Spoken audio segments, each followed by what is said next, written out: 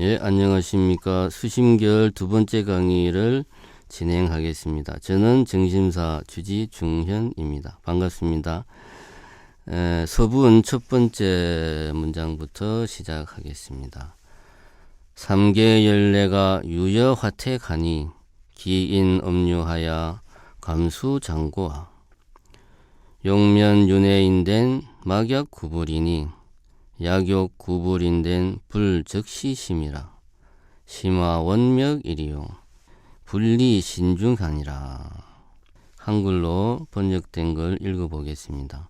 삼계를 윤회하는 중생의 고통은 불난집 속에 있는 것보다 더한 법이다.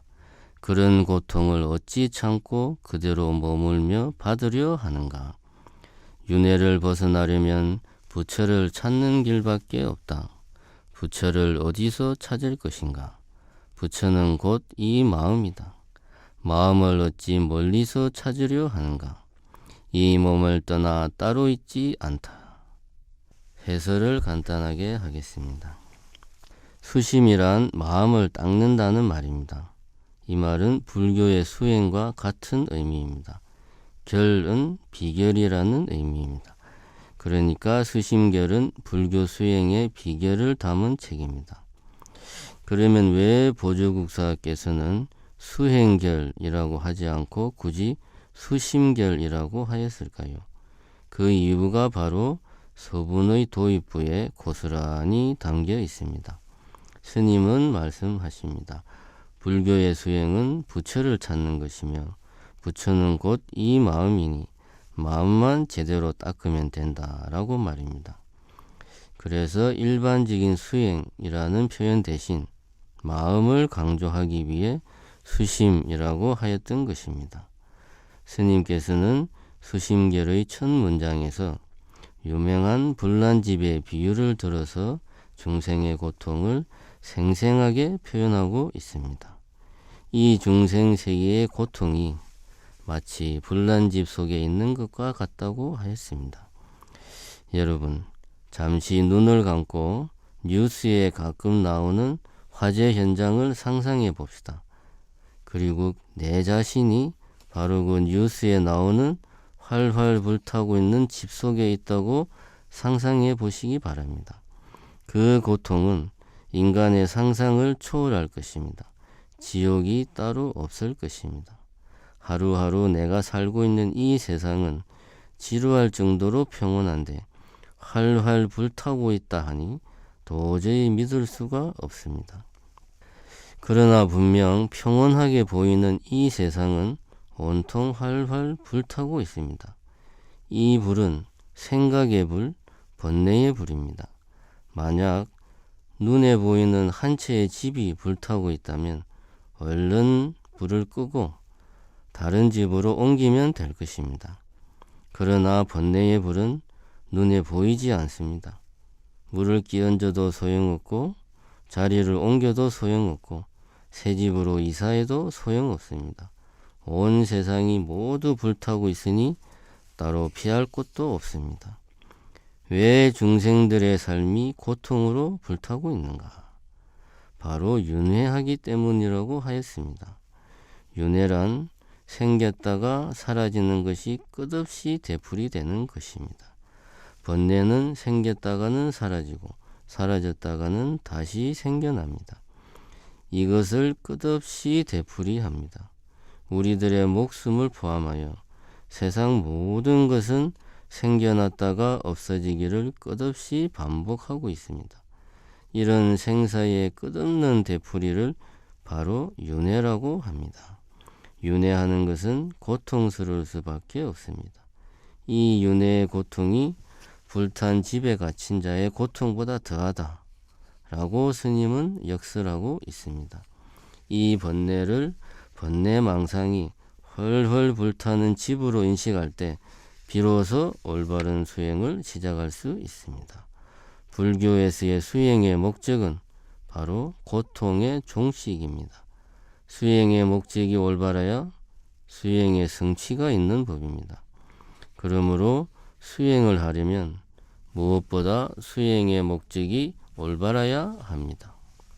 수행의 목적을 올바르게 세우려면 왜 수행을 해야 하는지 그 이유를 분명하게 알아야 합니다. 결국 목적은 원인의 해결이기 때문입니다. 그러나 처음부터 이런 사실을 절실하게 체감하고 수행에 들어서는 사람이 과연 얼마나 될까요? 설령 깊고 큰 고통을 겪었다 할지라도 시간이 흐르면 생생한 고통의 기억도 잊혀지기 마련입니다.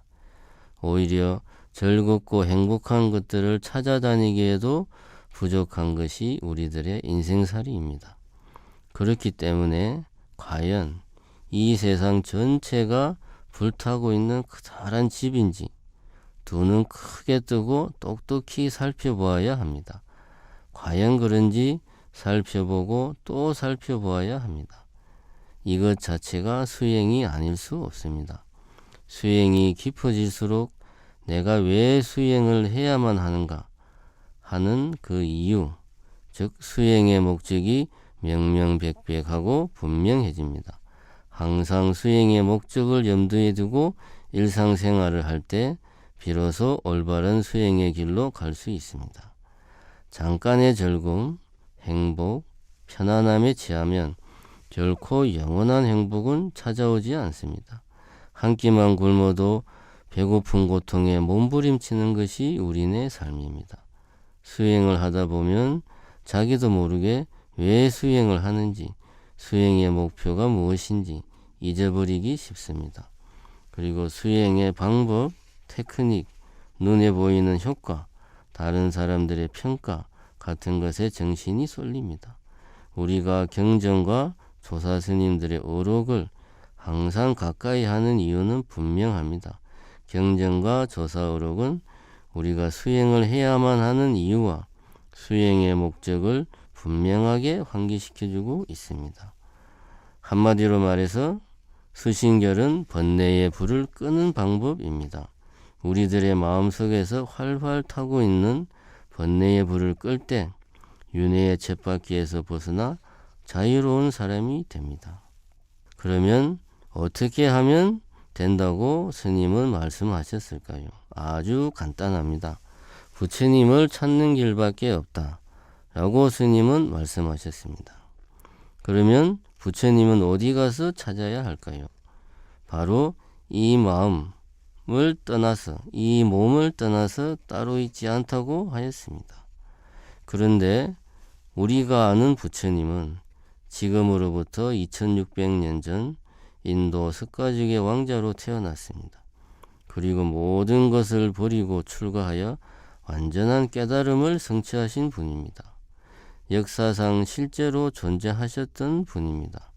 그런데 스님은 부처님은 곧 마음이다 라고 말하고 있습니다. 부처란 사람도 아니요 신도 아니요 바로 마음이라고 하였습니다. 그리고 그 마음이라고 하는 것이 육신을 떠나 따로 있는 것이 아니라고 강조하셨습니다. 그런데 이 마음이 부처라니 정말 믿을 수가 없습니다. 부처란 붓다라는 범어를 중국에서 소리 나는 대로 쓴 것입니다. 붓다란 깨달은 자라는 의미입니다. 불교에서 깨달았다라고 하는 것은 번뇌를 완전히 종식했다는 말입니다. 즉, 첫 문장의 비유를 들자면 온 세계가 불타고 있는 이 번뇌의 불꽃을 완전히 꺼버린 상태입니다. 부처란 특정한 사람, 특정한 존재를 의미하는 것이 아닙니다. 깨달은이라면 누구나 부처입니다. 그러므로 누가 부처이냐가 중요한 것이 아니라 어떤 마음 상태가 깨달음에 이른 상태인가 하는 것이 중요합니다. 누구나 마음을 올바르게 닦아 번뇌를 완전히 종식하면 곧 부처라는 말입니다.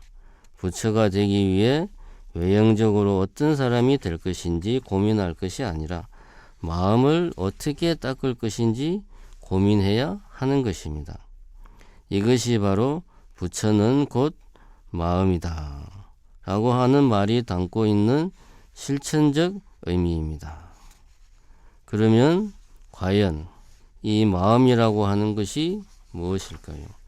이것을 살펴보기 위해서 다음 장으로 넘어가기 전에 수신결의 핵심을 다시 한번 정리하자면, 수신결은 번뇌의 불을 끄는 방법입니다. 그리고 우리 마음속에서 불타는 번뇌의 불을 끄는 것은 곧 윤회를 벗어나는 길입니다. 이 부분을 우리가 확실하게 알 때 우리 마음 밖에서 부처를 찾지 않는 그런 노력을 할 수 있을 것입니다. 오늘은 수신결 서분의 첫 번째 문장을 가지고 같이 공부를 해 보았습니다. 수신결 첫 번째 문장을 가지고 한 강의는 이것으로 마치겠습니다. 그러면 다음 시간에 또 수신결 서분의 내용을 가지고 만나도록 하겠습니다. 감사합니다.